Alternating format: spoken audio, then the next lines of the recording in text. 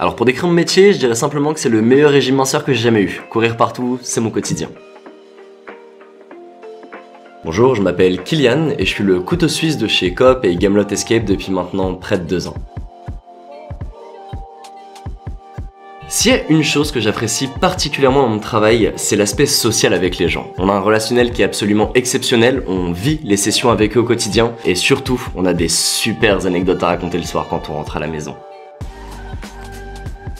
Alors une anecdote qui m'a particulièrement marqué dans le domaine professionnel, je me suis retrouvé avec une session où malheureusement il y avait des grèves RATP, j'avais essayé d'anticiper mais je me retrouvais avec 10 minutes de retard. On est en novembre, il fait super froid et j'arrive et je vois une session avec du coup 4-5 jeunes femmes qui vraiment étaient mortes de froid devant la porte. Alors grosse culpabilité, donc j'ai essayé de faire ma session au mieux, je me suis impliqué à fond etc. Et j'ai quand même demandé au moment où elles sont parties, j'ai appelé ma responsable pour lui demander si c'était quand même possible de les recontacter et peut-être de leur laisser un geste commercial ou quelque chose, en tout cas qu'on s'excuse vis-à-vis quand même du retard. Et les personnes ont simplement répondu à la patronne, ça ira pour le code promo, mais par contre si vous avez d'autres salles ça nous intéresse et on aimerait bien avoir le même Game Master. Je me suis déplacé du coup sur l'autre salle pour reprendre la même session et les personnes étaient absolument ravies de m'avoir. Franchement une des meilleures sessions que j'ai eues, tant dans le respect des salles que même dans l'activité, dans l'enthousiasme qui a été dégagé et c'est franchement super d'avoir ce genre de joueurs, très sincèrement.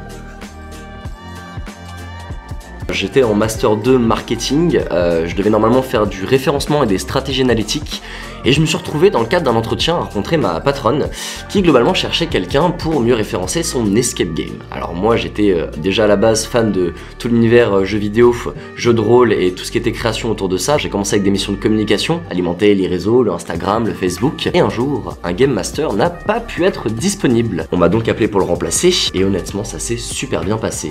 J'ai donc eu l'occasion de développer mes capacités dans ce domaine et franchement de me rendre compte que j'adorais ça. J'adorais l'échange avec les gens, j'adorais l'échange avec les joueurs. J'ai donc décidé aujourd'hui d'en faire une de mes missions principales.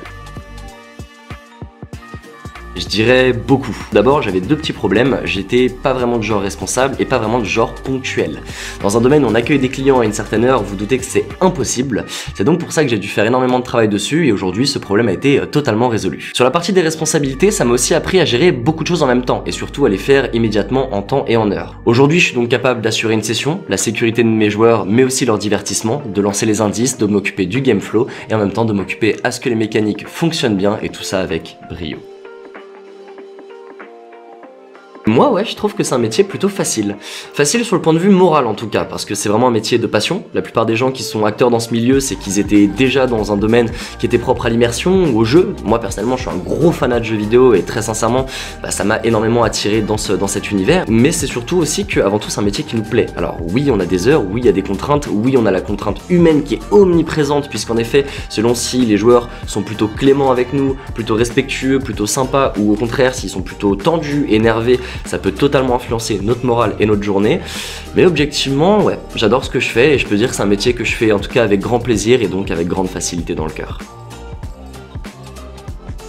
S'il y a une chose que j'aurais bien aimé savoir avant de devenir Game Master, honnêtement, c'est le temps que j'allais passer dans les réparations. Ça arrive très souvent d'avoir une clé cassée, d'avoir une mécanique qui ne fonctionne pas. Dans ce genre de moment-là, il faut savoir être déjà bien outillé, savoir s'en servir, mais aussi il faut savoir anticiper et innover. Si moi honnêtement je peux donner un conseil aujourd'hui à quelqu'un qui veut devenir Game Master, c'est simplement kiffe tes journées, apprends petit à petit, tu vas découvrir des clients, tu vas découvrir des casses. Moi je me suis maté des tutos pour retirer des clés avec des bâtons de colle chaude et très sincèrement, ça va très vite devenir ton quotidien. Mais je te garantis quelque chose, c'est que au final, t'apprécieras chacune de ces journées.